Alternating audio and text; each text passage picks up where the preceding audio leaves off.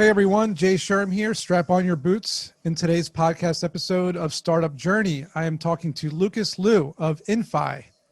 How you doing, Lucas? Hey, hello. I'm doing good. Hey, Jason. What does INFI actually stand for?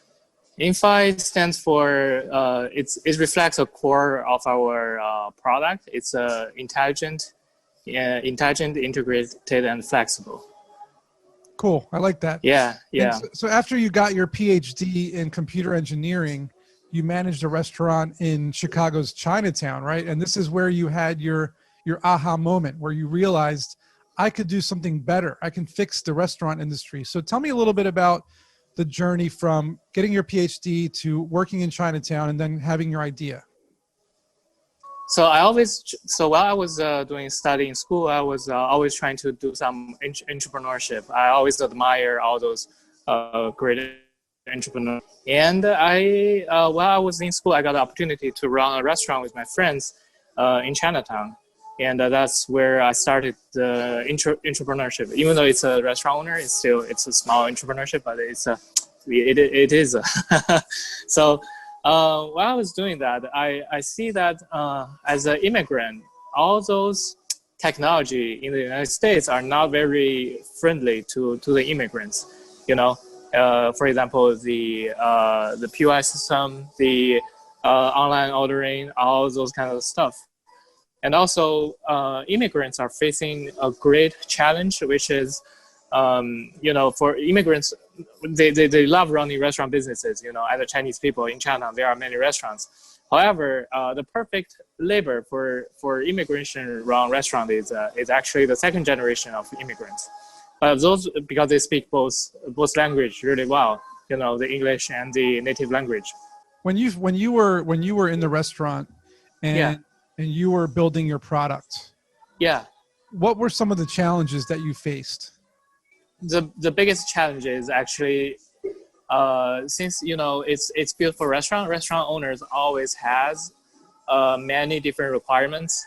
And that is very challenging to collect all those requirements, and you have to generalize their requirements. You cannot basically build like, hey, I want this, and then you just build directly that feature for them. You know, you have to generalize what problem you're trying to solve, and that's actually very challenging.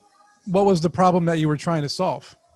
Oh, the problem we're trying to solve is we're trying to solve the labor problem for a quick service restaurant, for immigration restaurants.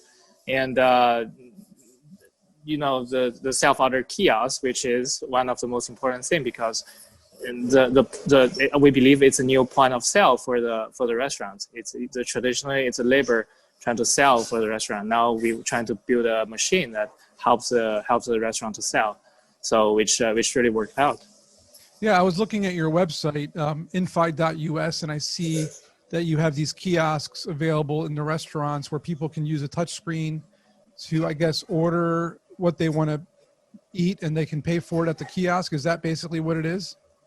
That's a standard feature. So standard feature is it's a menu board, so you can actually play with it and order.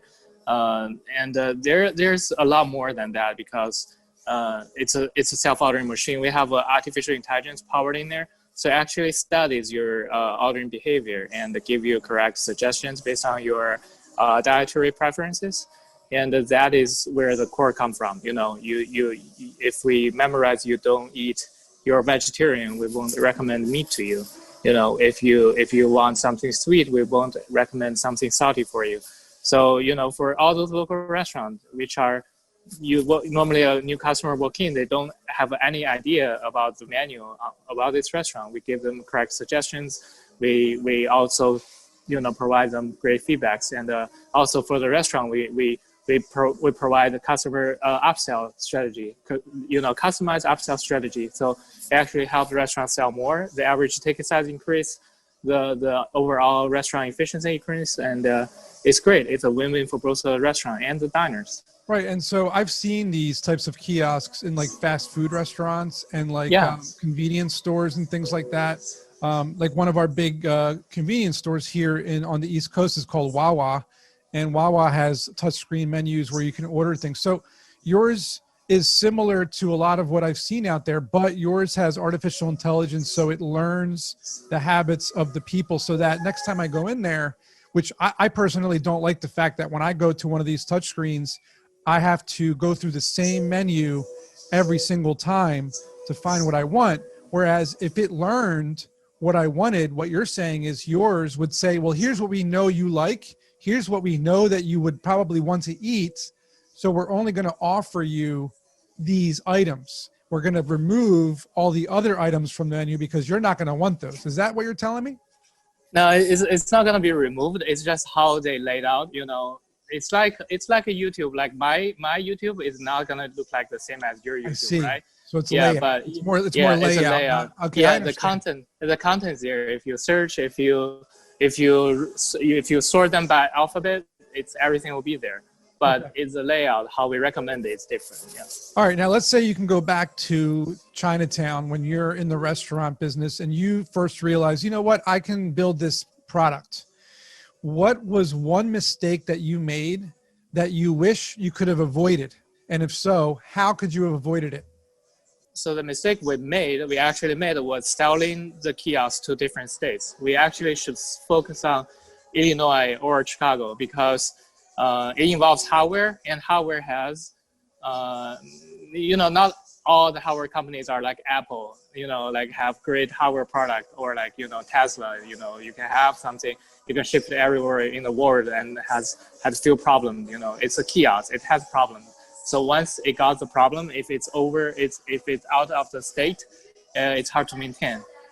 So we even though we solved that problem, we make all the machines remotely controllable right now, so that for all those mistakes we can actually solve it from remote. But at the beginning we shouldn't sell it to different states. We should only sell it in Chicago. Yeah, so that's actually a very old type of advice that people give entrepreneurs, is to choose a hyper-local niche market and grow that hyper-local market first and then start scaling outward. So it sounds like you fell into that trap that a lot of people have fallen into. So yeah, so that's good. At least you recognize the mistake you made. So anybody who's listening, and if you have a product that you've invented or a service that you have, start in your local neighborhood, start in your local city, make the product work in your area. And then as you start to get sales or more customers, start branching out to other cities in your area. That's basically what you want to take home from this. Now, when you first started out as an entrepreneur, right? Because you were in college, you were working in the restaurants. What is a piece of information that you wish somebody had told you back then to make your journey a little easier? So actually the most tough part was before this restaurant technology business, I was doing something else, which was another great adventure as an entrepreneur. We got a patent around the studies I was making in school, and we were trying to build a company around that patent. However, it's like you have a technology, but you're looking for a market, which was wrong. So you should always find a market first, and then you build technology around the market. The technology is to solve a problem in the market, instead of you have technology which you don't know where the market is. And we spent almost like 2 years to figure out how that technology can solve problems. But it do solve problems, but it's not like a scalable problem, and right. It's not good for business entrepreneurship. Great. So we can learn from your mistake, and by saying if you give someone a piece of information now, it would be to build a product to fit into the market, or look for a market that fits your product, instead of spending all this time and money on a patent. So you really don't want to get a patent and spend 2 years and all this money creating a patent, only to find out that you can't really even use it in the market because you didn't do your market research. So do your market research, validate your concept, do your market research, and then kind of go on from there. Now, at one point during your journey, did you ever want to just give up and throw in the towel? And if so, what made you continue on? What got you through it?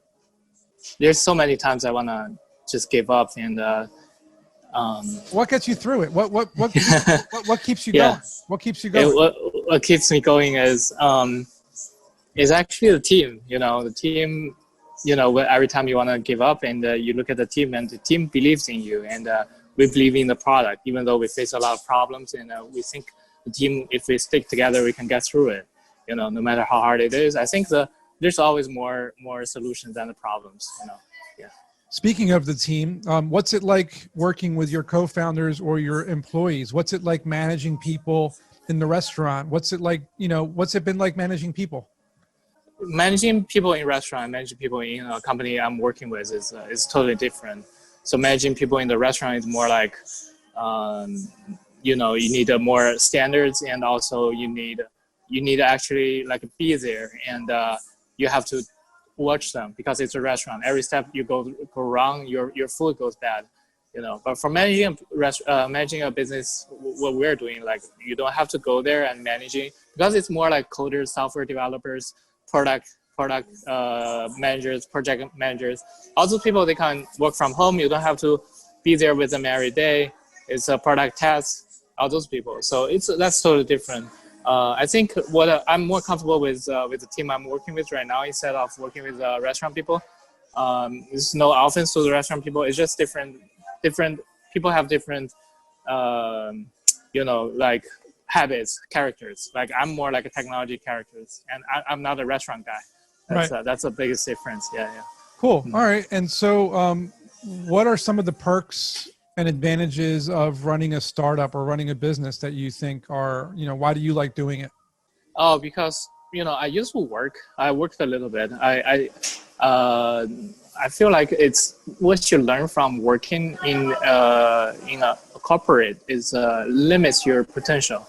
Yeah, it really limits my potential. Even though there's a lot of, they give you interesting tasks, they give you better payment, they give you much better. Like what I earn from working than what I'm doing now is like still making more money working in the corporate. But I think your life is short. In your 20s, 30s, you need to really push yourself. And in a corporate, it's you push yourself. You have dependencies. You push yourself. You might not get what you want, but working in your own company, you push yourself as hard as possible. You get what you want.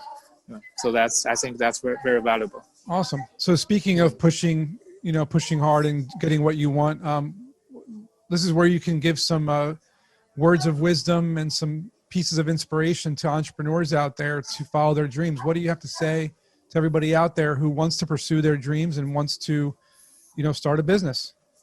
Just do it. Yeah, you just do it. It's there's no one gonna tell you. You can never find somebody tell you how you can run a new business. It's always your business. You gotta start doing it, and you have to learn from your own mistakes. Like other people's mistakes, they tell you, they give you suggestions. It doesn't count. You have to feel it. Otherwise, that's how entrepreneurship works. Yeah, and even though I tell you the problem is, you might not even believe it unless you face it yourself. I'm not even be correct because the problem I'm facing may be totally different from what they're facing. Yeah. All right, awesome. And then some final words of inspiration and encouragement. Just final thoughts to entrepreneurs out there that are facing challenges or making mistakes or they want to give up. What would you say to yourself if you were a kid just starting out? Try to figure out how you bootstrap your business before you start up, which is very important. And no matter what you do, you run a restaurant, you run a technology company, you run anything, any startup, you're gonna figure out how you bootstrap, just simple. That's very important because once you have a product, you need to find people to use it, and you have to find people to use it before you actually start your product. And you at least have one, like your family member, friends, any local restaurants, or some people who you have a good relationship with. You got to start with that, and if you have that, you can start a business because you already find somebody who wants to use your product, and if he likes it, he will refer. And if everybody refers, it's exponential. You're gonna grow. It's like a virus. Sorry, there is a virus. Oh no, not another virus. We've had enough of this virus. Yeah, but you gotta want to build your company like a virus. Like everybody wants to do that. So as long as you can find one, and you think you're really solving a problem for that one business, you should start doing a business, and you try to build that a viral business. Yeah. Yeah, you want to go viral. You don't want to spread a virus. So don't spread a virus, people. But you want your product to go viral. Yeah. Exactly. Awesome. Exactly. Great. That's great advice. Awesome, Lucas. Well, thanks for coming onto the podcast, Lucas. It was great having you, and I hope that people learn from your experience and your mistakes. You want to show your kiosk? Yeah, I just want to show my kiosk. This is actually from one of the clients. As a kiosk, it's a great touch screen, and everything's great. Yeah. All right. That's pretty cool. Yeah. And you're at a shopping center right now where your kiosk is? No, I'm in a local restaurant, and I'm one of the bootstrap restaurant I have a good relationship with, and just wanna to be here to record this so that you can both see me and the product live in the restaurant. Yes. That's great. That was a good idea. That was a great idea. Yeah. Awesome. Well, again, thanks for coming onto the podcast. I really appreciate it. Thank you so much, Jason. Thank you. We'll see everybody in next week's episode.